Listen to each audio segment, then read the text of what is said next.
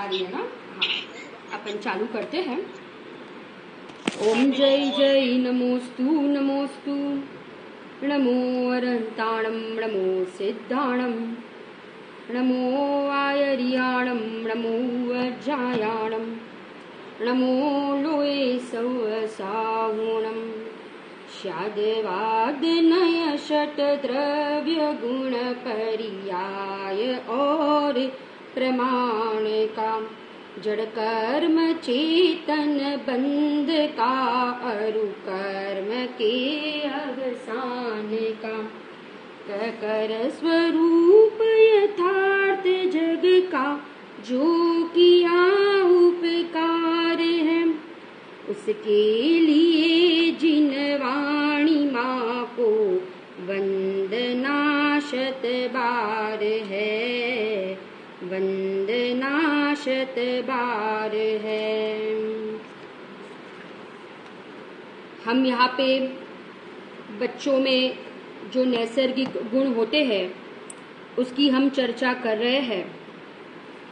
बच्चों में हम कैसे संस्कार डालें, हम उनका जीवन कैसा बनाए, इसकी हम यहाँ पे चर्चा कर रहे हैं। आदरणीय बाल ब्रह्मचारी सुमित जी भाई साहब के पीपीटी के आधार से हमारा जीवन माने माता पिता का जीवन आदर्शमय होगा, संस्कारित होगा, देव शास्त्र गुरु की आराधना वाला होगा, तत्व ज्ञान से सुशोभित होगा, तो बच्चे में ऐसे संस्कार सहज आए बिना रहेंगे नहीं। माने बच्चे को कैसे मोड़ना, बच्चे का जीवन कैसा बनाना, ये पूरा दायित्व माता पिता के हाथ में है। आर्ट ऑफ लिविंग, अपना जैन धर्म माने आर्ट ऑफ लिविंग, ये इस पीपीटी आज अपन पूरा करेंगे इसको। देखो, हमने सुबह लोभ निर्लोभता का जो पॉइंट था वहां तक हमने देखा था। अब उसके बाद लोभ के दुष्ट परिणाम, क्या आप लोग के सामने है पीडीएफ? आप लोग को दिख रहा है? निष्ठा बहन, आपने रखा है सामने?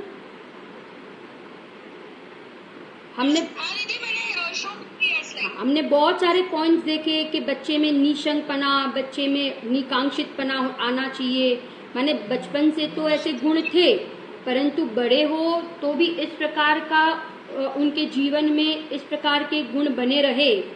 माने वो बच्चा ज्यादा इमोशनल भी ना हो, स्ट्रॉन्ग बने, निर्भय बने, सत्य बोले, कोई भी प्रकार का उसके जीवन में डर ना रहे, फियर ना रहे। इस प्रकार से हम उनको निडर बनाए, ये भी एक हमने गुण देखा था, है ना। पेशेंस रहे उसके जीवन में, धैर्य बना रहे, भावुकता में आके कोई भी काम ना करे।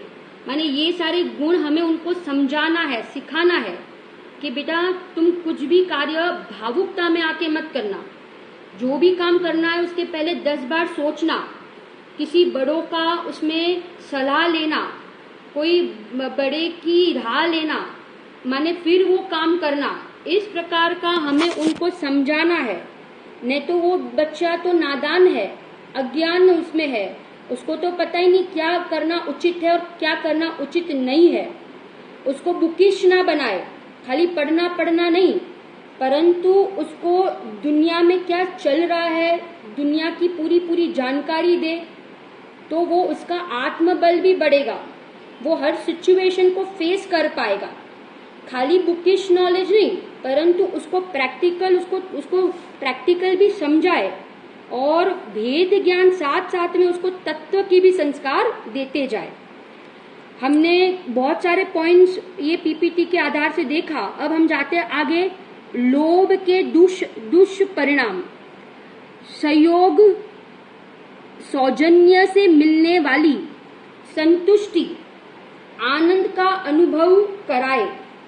हम बड़ों की सेवा से स्वस्थ एवं प्रसन्न है, आशीर्वाद से संपन्न है।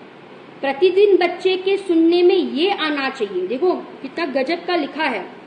उनको विनय सिखाओ, क्योंकि आजकल बच्चों को उनके पास विनय नाम का कोई गुण ही नहीं है।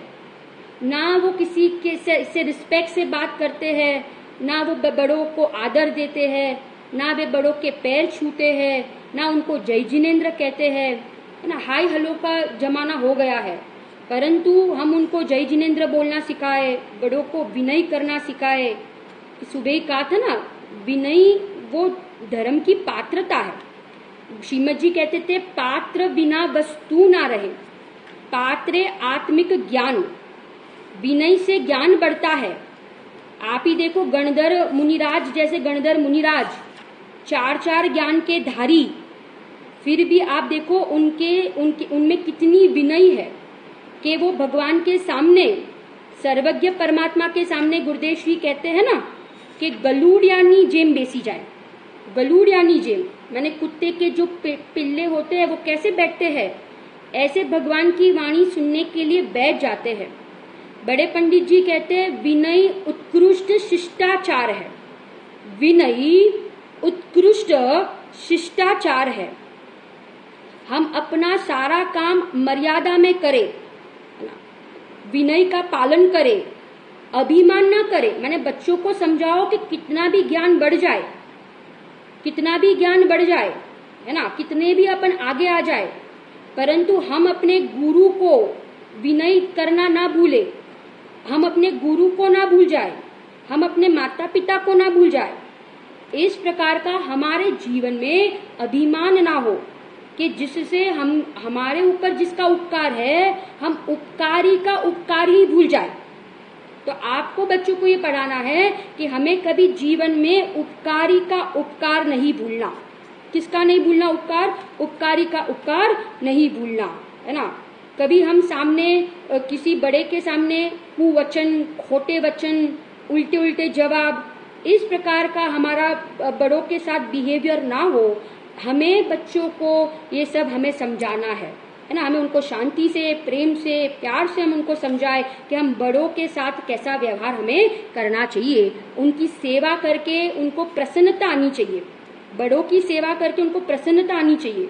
उनको ऐसा लगना चाहिए कि ये तो हमारा सौभाग्य है कि हमें दादा दादी, मम्मी पापा, इन सब की हमें सेवा करने का अवसर मिला है, ज्ञानियों की सेवा करने का अवसर मिला है। उनको अंतरंग में वात्सल्य भाव जगाने का प्रोत्साहन दो कि उनके अंतरंग में साधर्मियों के प्रति वात्सल्य भाव कैसे बढ़े, क्योंकि वात्सल्यता एक धर्म का अंग है। वात्सल्यता के बिना चित्त में धर्म प्रवेश नहीं हो पाएगा। साधर्मियों की सेवा करे, विनय करे, है ना। इस प्रकार का हमें उनको ये शिक्षा देनी चाहिए, क्योंकि वे बच्चे छोटे हैं, भोले हैं, उनको पता नहीं है क्या बोलना, कैसे बिहेव करना, कैसे बड़ों के सामने व्यवहार करना। परंतु हम ही उनको, है ना, इस प्रकार के संस्कार डाले कि अपने को कैसे बड़ों का आदर करना चाहिए। यहाँ पे ये लोभ के दुष्परिणाम वाला ये पॉइंट हुआ। देखो इसके आगे अब जाते हैं दयालुता। दयालुता में है 4-5 पॉइंट है। पहला पॉइंट है बच्चों में सभी के लिए स्वाभाविक दयालुता होती है। वह पशु पक्षियों को खिलाना, पिलाना, नहलाना ही नहीं चाहता, अपितु गरीबों, दीन दुखियों की भी मदद करना चाहता है। बच्चे को अपने पक्ष में लेने, बुराई सिखाना, ताई बड़ी खराब है, झगड़े में बात न करने की शिक्षा देना। देखो ये सब हम ही सिखाते बच्चों को। बच्चे में तो बचपन से ही ऐसे दयालु परिणाम होते हैं, उनके जीवन में तो ऐसी ही कठोरता, है ना, उनका चित्त तो कोमल ही होता है, परंतु कठोर हम बनाते उनको। सेवा की प्रशंसा के स्थान पर अपने कौन लगते हैं, समय खराब क्यों करना। देखो अपनी मेंटालिटी ऐसी होती है ना बड़ों की, तो कि भाई अपने कौन लगते हैं, अपन क्यों उनको इतनी मदद करे, अपन क्यों इनकी सेवा करे। अपनी कॉलोनी में ही कोई बीमार हो जाए और अपने को बोले कि भाई हमारे पास व्हीकल नहीं है, हम अकेले नहीं जा पाएंगे, आप हमें थोड़ा हॉस्पिटल ले जाइए, तो तुरंत हमारे चित्त में तो ऐसा आ जाता है कि हम क्यों उनकी सेवा करें, हमें क्या काम आते हैं वो। और फिर वही चीज बच्चे भी सुनते हैं, बच्चे भी देखते हैं कि देखो मम्मी पापा भी इस प्रकार के परिणाम रखते हैं, तो वो भी उस प्रकार का सीख जाते हैं। पर उनको हमारे हृदय में भी दूसरों के लिए करुणा हो, हमारे हृदय में भी दूसरों के लिए दया के परिणाम हो, सेवा भावी हम बने। क्योंकि जैसे हम जीव है, सारे जगत के द्रव्य भी जीव है ना। गुरुदेव को कितनी करुणा होती थी जीवों पर, कितनी दया आती थी। आप विचार करो, मैंने कोई साधर्मी व्यक्ति, अति रुचि रखने वाला कोई हो और सभा में आगे बैठने वाला हो और गुरुदेव को नहीं दिखते थे ना वो व्यक्ति, तो तुरंत गुरुदेव बीच प्रवचन में पूछते थे क्या फलाना भाई केम नहीं आया, क्या छे आ फलाना भाई। और कि कोई बोलता था कि भाई इनको तो बुखार आ गया है, बीमार है, तुरंत गुरुदेव प्रवचन के बाद उनको मिलने चले जाते थे उनके घर। माने इतना स्नेह रखते थे गुरुदेव सबके प्रति। उनको सब कुछ पता था कि इनके जीवन में क्या चल रहा है, इनके जीवन में सारी जानकारी गुरुदेव को होती थी। क्योंकि गुरुदेव को सबके प्रति अति वात्सल्य भाव होता था, स्नेह रहता था, प्रेम रहता था। ऐसे ही हम अपने बच्चे को समझाए कि हम दूसरों को जीते, हम दूसरों को कैसे जीत पाएंगे, उनका चित्त हम कैसे जीत पाएंगे, उनका हृदय कैसे जीत पाएंगे। हम उनको सामने प्रेम देंगे ना तो हम उनका हृदय आसानी से जीत पाएंगे। हमारे जीवन में हम सब चीजों में हम बच्चों को समझाएं कि सब चीजों में क्रिटिसाइज ना करें। छोटी छोटी चीज, हमें ये नहीं मिला, हमें ये चाहिए, हमें वो चाहिए। आजकल के बच्चे की मांग कितनी होती है, ये नहीं मिला तो गुस्सा कर देते हैं ना। तो उनको हम जीवन में थोड़ा धैर्य रखना सिखाए ना, कोमल परिणाम, दयालु परिणाम। हम उनको समझाए कि देखो गरीब बच्चे हैं, उनको तो कुछ नहीं मिलता है। इस प्रकार से हम उनको पुण्य का उदय, पाप का उदय, ये उदयों का जो स्वरूप है, हम ये सब उनको जीवन में सिखाए ताकि वो क्या कोई भी उदय में वो शांति रख सकते हैं। देखो बड़े पंडित जी 3 पॉइंट कहते हैं कि हमारे जीवन में शांति, समझ और संतोष, ये 3 बहुत बड़े गुण हैं। शांति, समझ और संतोष, ये 3 गुण हमारे जीवन में जो आ जाए ना तो हमारा जीवन धन्य बन जाए, धन्य हो जाए। और ये 3 गुण हमारे जीवन में होंगे। कौन से 3 गुण बताए? शांति, समझ और संतोष। तो हमारे बच्चे में ये 3 गुण आए बिना रहेंगे। ईर्ष्या के परिणाम, देखो कठोरता के परिणाम में कितने आगम में बताया है ना कि परिणामों का फल जीवों को कैसे कैसा मिलता है। बड़े पंडित जी का एक पाठ है, देखो देखो यह जीव की विराधना का फल, है ना, विराधना का फल, कठोर परिणाम। हम अपने बच्चे को समझाए कि देखो कठोर परिणाम रखेंगे ना बेटा तो हम पत्थर आदि में, पृथ्वी कायिक में, वहां पे हमारा जन्म हो जाएगा। बहुत घूमने के परिणाम हो, यहाँ घूमे, वहां घूमे, यहाँ चले जाए, ये देख ले, ये जान ले, तो वायु कायिक में उत्पन्न हो जाता है जी। खूब पानी, हाँ, बिना कोई उपयोग के हम खूब पानी को ढोलते हैं, बिना कोई मतलब का हम खूब पानी को ढोलते हैं। खूब स्विमिंग पूल में पड़े रहते हैं ना बच्चे, घंटे घंटे पड़े रहते हैं स्विमिंग पूल में। हम उनको समझाए कि ये सारे परिणाम से बेटा हम जलकायिक में उत्पन्न हो जाएंगे। जलकायिक में फूल देखते, अच्छे अच्छे कलर के फूल देखते तो बच्चे तुरंत तोड़ देते हैं। गुरुदेव के प्रवचन में कितनी बार आता है ना कि वो प्रवचन में बैठे थे एक बार और उन्होंने देखा कि कोई बच्चा वो लिमड़ा का झाड़, लिमड़ा का वो पत्ता तोड़ रहा था। तो तुरंत गुरुदेव ने कहा कि आ छोकराओं ने खबर નથી કે આમાં પૂર્વના મા બાપ છે અને ભાવિના અનંત સિદ્ધ છે। कितने जीव है उसमें, इतना तो बच्चों को पता ही होना चाहिए, ऐसा गुरुदेव बताते थे। मैंने हम बच्चों को समझाए कि ये वनस्पति कायिक जीवों की हिंसा करने पर, आलू वगैरह खाने पर हम इतेंद्रिय में, हम वनस्पति कायिक में उत्पन्न हो जाएंगे। ये तत्व से हम उनको समझाएंगे तो उनकी जो बुरी आदतें हैं वो बुरी आदतें अपने आप छूट जाएंगी। हो गया ना, वनस्पति कायिक, वायु कायिक, जल कायिक, अग्नि कायिक, ईर्ष्या के परिणाम। आजकल बच्चों में बहुत कंपटीशन होता है, ये दूसरा कोई आगे बढ़े तो वो देख नहीं पाता, और मम्मी पापा भी थोड़ा प्रेशर करते रहते हैं कि इससे आगे बढ़ना है, इससे आगे नंबर लाना है ना, फर्स्ट आना है।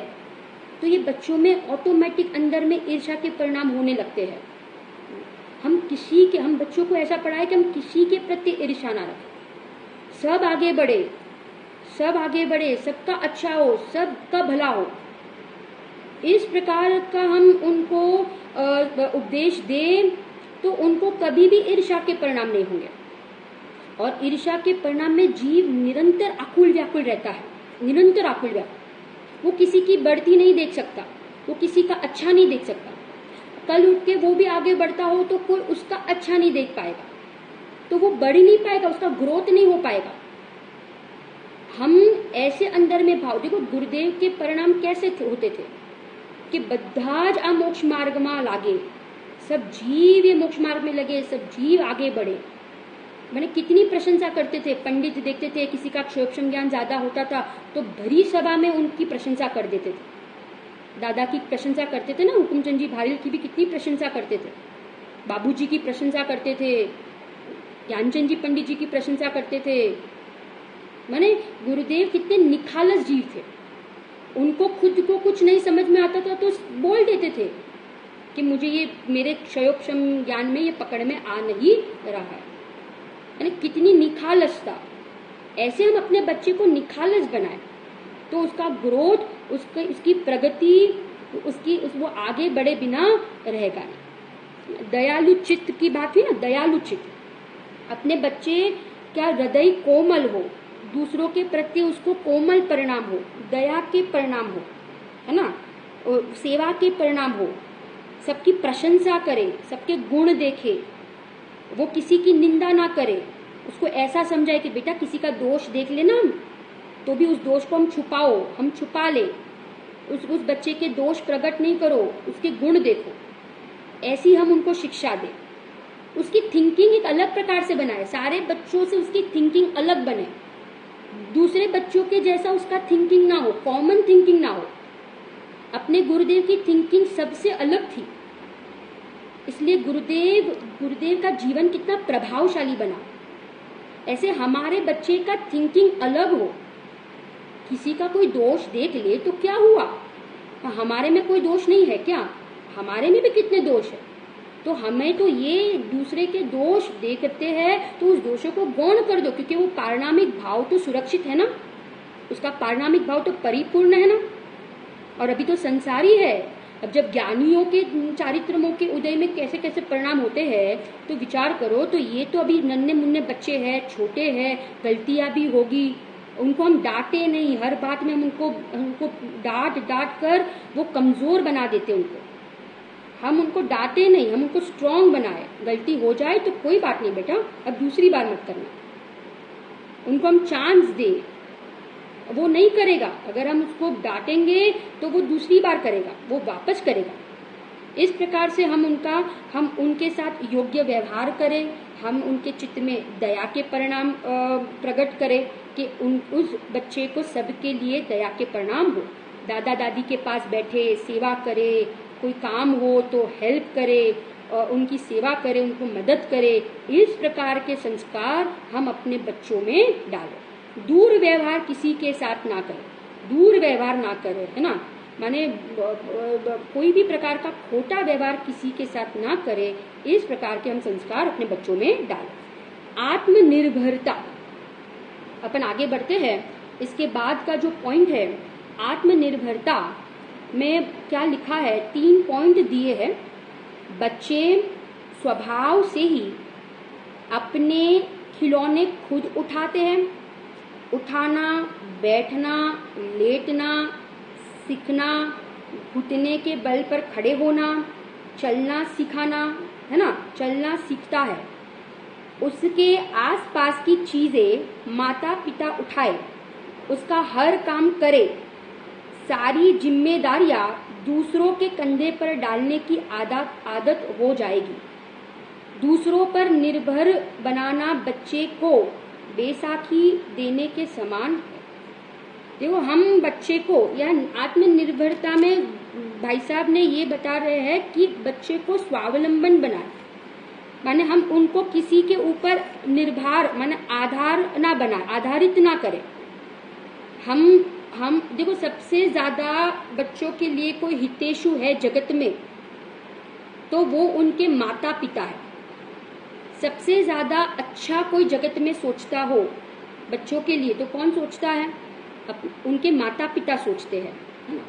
तो उनको हम कैसे बनाए, क्या बनाए, किस प्रकार से उनको हम आत्मनिर्भर बना दें, स्वावलंबन बनाए, उनकी हर एक चीज वो खुद से करे, उनकी हर एक चीज वो स्वयं से करे, वो किसी पे डिपेंड ना रहे, है ना। यहाँ पे कहा ना, देखो बच्चे थे तब उनको उठाना, खेलना, रखना ये सब खुद से अच्छा लगता था, परंतु जब बड़े होते हैं ना तब माता पिता सब आदत माने सब कर देते हैं तो उनको एक आदत हो जाती है कि अब मम्मी पापा ही हमारे लिए सब करेंगे। तो हम उनको डिपेंडेंट ना बना दे, हम उनको कैसा बनाए, हम उनको इंडिपेंडेंट बनाए, माने हर काम उनको करने दे ताकि वो किसी पे डिपेंड ना हो पाए। क्योंकि कहीं जाना पड़े, कहीं अकेले रहना पड़े तो फिर उनको बहुत तकलीफ होगी, है ना। अपना काम खुद से करने में उनको तकलीफ हो जाएगी, फिर वो आलसी बन जाएंगे, प्रमादी बन जाएंगे। देखो कितनी सारी हानियां है उसमें, आलस आ जाएगा, प्रमादी हो जाएगा उसका जीवन, है ना। माने उसका जीवन रोग से ग्रसीभूत हो जाएगा क्योंकि वो पूरे समय किसी और पे डिपेंडेंट है, उसका जीवन टेंशन वाला हो जाएगा, कितने विकल्प हो जाएंगे। तो इससे अच्छा तो हम उसका जीवन कैसा बनाए, माने स्वावलंबन बनाए, निर्भर बना दे कि उसको हर प्रकार की, उसको भोजन बनाना भी सिखा दे, तो उसको छोटी छोटी चीज, रसोई घर की चीजें, है ना, गृहस्थी की चीजें, उसको बाजार में फल फ्रूट कैसे क्या खरीदना, कैसे खरीदना, ये आइटम किस काम में आती है, ये चीज किसके प्रयोग में आती है, उसको एक एक नॉलेज दे, हम एक एक चीज का नॉलेज दे, उसको सब पता चले कि आज दुनिया में क्या चल रहा है, उसको न्यूज दिखाए, है ना, जो योग्य है समाचार वगैरह जो सुनने लायक है वो उनको उसका भी उनको ज्ञान दे। ज्यादा अखबार न्यूज़पेपर पढ़ने की आदत नहीं, परंतु जो भी थोड़ी सी जानकारी जरूरत है वो उनको होनी चाहिए। ऐसे ना हो कि उनको दुनिया के बारे में कुछ पता ही ना हो और वो किसी अन्य लोगों से ठगा जाए, इस प्रकार का उसका जीवन ना बने। इसके बाद है निर्णय सामर्थ्य, निर्णय लेने का सामर्थ्य। शिशु भी अपने दृढ़ निर्णय से ही माँ की गोद में तो रहना चाहता है, अन्य की गोद में मचलता है। क्या कहा? माँ की गोद में तो रहना चाहता है परंतु अन्य की गोद में मचलता है। बच्चा निर्णय किए बिना असमंजस में रहता है, आज्ञा पूरे मन से नहीं मानता, उसकी पसंद नापसंद को दादागिरी से ठुकराने पर जीवन भर दादागिरी करेगा। इसलिए तर्क से सही गलत, उचित अनुचित, योग्य अयोग्य की निर्णयात्मक बुद्धि बढ़ाए। आंख बंद कर निर्णय मानने वाले बच्चे समय आने पर किन कर्तव्य विमूढ़ होकर हंसी के पात्र ही बनकर दुखी ही नहीं, दूसरों के द्वारा ठगाए भी जाते हैं। एक आध शब्द यहाँ पे प्रिंट तो शायद नहीं हुआ है, परंतु देखो यहाँ पे क्या कह रहे हैं, शिशु भी अपने दृढ़ निर्णय की बात कर रहे हैं कि आज्ञा पूरे मन से नहीं मानता, उसकी पसंद नापसंद को दादागिरी से ठुकराने पर जीवन भी दादागिरी में हो जाता है। गलत क्या है, उचित क्या है, अनुचित क्या है, योग्य क्या है, अयोग्य क्या है, निर्णयात्मक बुद्धि बढ़ाए। उसके जीवन में उसका जो डिसीजन पावर है ना, वो स्ट्रॉन्ग करे, उसका जो डिसीजन मेकिंग पावर है उसको स्ट्रॉन्ग करे। माने उसको सब पता होना चाहिए कि क्या खाने योग्य है, क्या खाने योग्य नहीं है, क्या कहाँ जाने योग्य है, कहाँ जाने योग्य नहीं है ना। डिस्को, पब, थिएटर्स ये सब जगह जाने योग्य नहीं है, होटल ये सब जगह जाने योग्य नहीं है ना। परंतु जाने योग्य कौन कौन सी जगह है? तीर्थ क्षेत्र है, मंदिर है, शिविरें है, ये सारी क्षेत्र, ये सारे स्थान जाने योग्य है। इस प्रकार के उनके हम विचार बनाए, उनकी निर्णय करने की शक्ति को बढ़ाए ना। खाने योग्य क्या, खाने योग्य क्या नहीं है, किसकी संगति करना, किसकी संगति नहीं करना। आज सुबह बता दें, उनको समझाए कि मित्र कैसे बनाए, मित्र कैसे बनाए, है ना। सब कुछ उनके हाथ में अपन को नहीं देना। जैसे छोटे बच्चे होते तो मम्मी उनको ऐसी आदतें डाल देते ना कि भाई दूध, सुबह उठते ही दूध का ग्लास भी उनको बेड पर दे देते हैं, सीधा जाके उनको बेड पे, मैंने वो ब्रश भी नहीं करता, कुछ नहीं करता, और सीधा। ऐसी आदतें भी हमने बच्चों में देखी है कि उनको सीधा बस वो नींद में से उठे और उसको सीधा पहले दूध का ग्लास पकड़ा दे।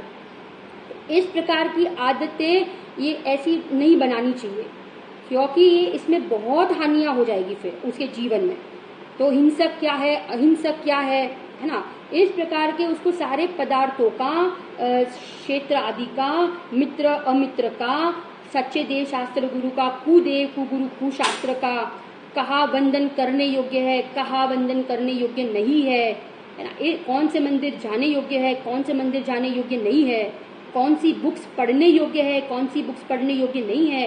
आजकल हम देखते हैं बच्चों का कितना टाइम वो नॉवेल्स, मैगजीन्स, है ना, इस प्रकार के साहित्य पढ़ते हैं जिसमें गंदे गंदे पिक्चर्स, गंदी गंदी कहानियां, ये सब चीजें बच्चे पढ़ते रहते हैं। तो कितना दिमाग भी खराब होता है, समय कितना बर्बाद हो जाता है, उपयोग भ्रष्ट हो जाता है, जीवन व्यर्थ चला जाता है। तो हम उनको समझाए कि बेटा क्या पढ़ने योग्य है, हमारे पास समय कम है, बुद्धि अल्प है, शक्ति कम है, तो हम अपनी जिनवाणी माता को पढ़े। हम सुबह उठकर, हमारे पास समय हो ना स्कूल जाने के पहले, तो हम 2 पेज ये जिनवाणी के पढ़ के जाए। हम न्यूज़पेपर मैगजीन ना पढ़े, नॉवेल्स ना पढ़े, परंतु ये जिनवाणी का स्वाध्याय करो, उनको स्वाध्याय के संस्कार डालो, क्योंकि स्वाध्याय होगा तो उनको आत्मा की रुचि होगी, उनको भेद ज्ञान होगा, उनके जीवन में तत्व के संस्कार आएंगे। तो उनके स्वाध्याय उनका जीवन में कैसा हो, उस पर अपन वजन दे, उनकी निर्णयात्मक शक्ति को बढ़ाए, उनके डिसीजन मेकिंग पावर को बढ़ाए, कि उनको सब चीज, वो तो उससे से ही होगा कि हम उनको एक एक चीज का यथार्थ ज्ञान दे, बराबर ज्ञान दे कि क्या हमारे लिए खाने योग्य और क्या खाने योग्य नहीं है, क्या भक्ष्य है, क्या अभक्ष्य है ना, कहा जाने योग्य है, कहा जाने योग्य नहीं है, कैसे मित्र बनाए, कैसे मित्र नहीं बनाए। उस प्रकार का सब नॉलेज हम अपने बच्चों को देंगे तो बच्चे बहुत ही समझदार बनेंगे, है ना, उनकी सहनशीलता भी बढ़ेगी, वो अहिंसक नहीं बनेंगे, हिंसक नहीं बनेंगे, उनका जीवन अहिंसक होगा, एग्रेसिव नहीं बनेंगे, इरिटेट नहीं होंगे, है ना, दूसरों को ईर्ष्या के परिणाम नहीं होंगे, उनको समाधान मिलता जाएगा, उनके जीवन में टेंशन डिप्रेशन नहीं आएगा, उनको कभी भी आत्मघात के परिणाम नहीं आएंगे, है ना, उनका जीवन कंफर्ट में जाएगा, कंफर्टेबल जाएगा, स्मूथ जाएगा। उस प्रकार से हम बच्चों को ये निर्णयात्मक शक्ति उनके जीवन में बढ़ाए। संभावीपना, संभावीपना, बच्चों में जन्म से ही छोटे बड़े का भेद नहीं होता है, उनमें छुआछूत का भाव नहीं होता। हम ही अन्य धर्मों के लिए घृणा एवं अपने पराया का भेद कराना सिखाते हैं। देखो समभावीपना, ये बहुत ही अच्छा, एक जबरदस्त अंग है। हाँ, पॉइंट है कि समभावीपना, सबको हम समान देखें। गुरुदेव ही कहते थे ना, बदा भगवान छो ने बदा भगवान थाओ। तो ये गुण हमारे, तो समभावीपना जो यहाँ पे ये पॉइंट दिया है, बिंदु दिया है, उसमें हम बच्चों को ये सिखाए कि आप अपन किसी में छोटे बड़े का भेद नहीं करें।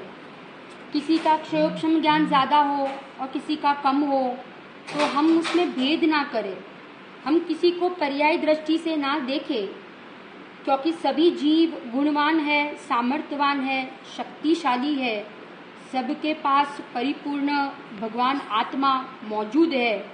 तो हम किसी को गरीब, किसी को अमीर, किसी को अच्छा, किसी को बुरा, हम किसी को सहयोग से ना देखें, परंतु हम उनको ये संस्कार, उनके जीवन में ये संस्कार डालें कि सब समान है, सबके साथ हम आदर से व्यवहार करें, विनय दे, बड़ों से अच्छे से बात करें, है ना। ये बाहर में तो सहयोग मिलना न मिलना ये तो पुण्य पाप के उदय के अधीन है।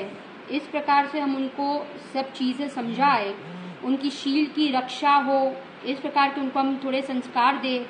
समाधि कैसे कराते हैं, आराधना कैसे करें, आराधना होगी तो प्रभावना समाधि नियम से होगी। तो इस प्रकार से हम उनको ये भी समझाए कि समभावीपना, सभी के साथ हम समभाव से वर्तन करें।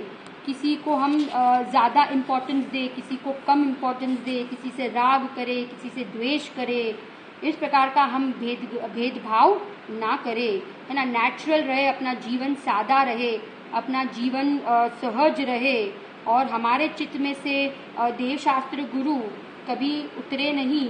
ज्ञानियों के सिर माथे रहे, उनको आदर्श बना के चले, तो हमारा जीवन हम सबको समभावी से देखेंगे, समभावपने से देखेंगे, किसी में हम अंतर नहीं करेंगे। गुरुदेव कभी भी किसी में भेदभाव नहीं करते थे, है ना। सबको समान देखते थे, सबको भगवान आत्मा देखते थे। ऐसा इस प्रकार का विचार सोच, है ना, अपने अभिप्राय भी ऐसा बने और अपने बच्चों का अभिप्राय भी ऐसा बनवाए। सब हमारे फ्रेंड्स हैं, सब हमारे मित्र है। आता है ना, प्रेम भाव हो सब जीवों पर, गुणी जनों में हर्ष विभो, माने गुणी जनों के प्रति हर्ष के भाव हो और सबके प्रति प्रेम के भाव हो, है ना। और जो दुखी है, दीन है, उनके प्रति कारुण्य के भाव हो, दया के भाव हो। और जो पक्षपाती है, जो अपने धर्म के पक्ष वाले होते हैं, जो विरोधी होते हैं, जो बैर रखने वाले होते हैं, तो हमें उनको समझाना चाहिए कि हमें सामने ऐसा नहीं करना चाहिए, परंतु हमें मध्यस्थ रहना चाहिए।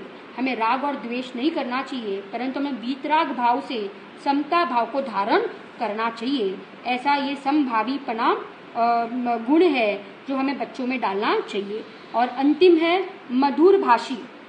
बच्चे जन्म से ही धीमा ही नहीं मधुर भी बोलते हैं। बच्चों की वाणी में मिश्री घुली होती है जो कानों को मधुर लगती है। गालियां देना तो दूर, चिल्लाना भी चिल्लाना भी बच्चों को हम ही सिखाते हैं। माने देखो, बच्चे तो जन्म से ही मधुर भाषी होते हैं, मीठा ही बोलते हैं, कभी कड़वा नहीं बोलते, कभी झूठ नहीं बोलते, किसी को दुख पहुंचे ऐसा नहीं बोलते। परंतु हमें उनको असत्य बोलना, है ना, दूसरों को बुरा लग जाए इस प्रकार के वचन बोलना, है ना, इंसल्ट के वचन बोलना, इस प्रकार के वचन बोलना हम ही उनको सिखाते हैं। उनको तो कुछ नहीं आता था, परंतु हम ऐसा उनको ना सिखाए, हम उनको समझाए कि बेटा सबके साथ हित मित प्रिय वचन से बोलना चाहिए, सबके साथ आदर पूर्वक बोलना चाहिए, है ना। अपना आचरण भी ऐसा और अपनी वाणी में भी मिठास होनी चाहिए कि जिससे कभी दूसरे व्यक्ति को ठेस ना पहुंचे, दुख ना लगे, किसी का कोई दोष भी सुन ले, किसी ने किसी की निंदा की और वो सुन ले, तो हम जाके बच्चों को समझाए कि भाई अपन किसी और को ना बताए, है ना, उसकी बात किसी और को ना बोले जिससे उसका और इंसल्ट हो।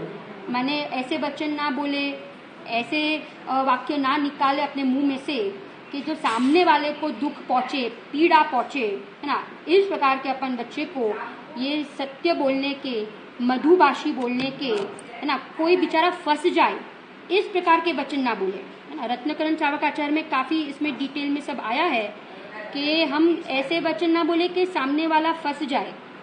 माने हम उसके बारे में किसी और को गलत ना बोल दे कि बेचारा वो सामने वाला निर्दोष होता है और वो अपने कुवचन से, खोटे वचन से वो बेचारा फंस जाए। इस प्रकार के हम वचन ना बोले और ना उनको सिखाए, मधुर भाषी बनाए, मधुर भाषी हितमित प्रिय वचन बोले। अपने मुनिराज कैसे होते हैं, हित बोलते हैं, प्रिय वचन बोलते हैं और ये तत्व का ही उपदेश देते हैं। किसी की निंदा के वचन, इस प्रकार के वचन वे ना बोले, है ना। तो इस एक वाक्य याद आ रहा है कि अपनी उन्नति में इतना समय गमाओ, अपनी उन्नति में इतना समय लगाओ कि दूसरों की निंदा करने की हमें फुर्सत ही ना मिले। अपनी प्रगति में इतना समय लगाओ कि हमें दूसरों की निंदा करने का समय ही ना हो। हम हमारा जीवन आदर्श बने, है ना, जिससे अन्य बच्चे भी हमसे कुछ सीखे, हमसे प्रभावित हो, हमारा जीवन आराधनामय और प्रभावनामय बने। ऐसे हम बच्चे को सीख दे, समझाए, परिश्रम करे, पसीना बहाए, अपनी जिम्मेदारी स्वयं ले, है ना, रोग को नष्ट करने की शक्ति को बढ़ाए, रोग को नष्ट करने की शक्ति को बढ़ाए। इस प्रकार के हम भोजन आदि करें, स्वच्छ सात्विक शुद्ध आहार को ग्रहण करें, समय बुद्धि शक्ति का सदुपयोग करें, 5 पापों से हिंसा झूठ चोरी कुशील परिग्रह, 5 पापों से अपना जीवन रहित हो, है ना, कोई भी चीज में हम देर ना करें, प्रमाद ना करें, घर के सारे काम में हम बड़ों को सहयोग दे, विनय करे, आदर से बोले। इस प्रकार के सारे गुण हम उनको सिखाए। ये सारे हमने आज ये यहाँ पे इस पीपीटी का ये अंतिम स्वाध्याय था, बच्चों में नैसर्गिक गुण। कल सुबह वापस दूसरी पीपीटी आएगी, उस पे हम चालू करेंगे। अभी ये यहाँ पे ही समाप्त होता है। किसी का कोई प्रश्न हो तो आप हैंड रेज कर सकते हो।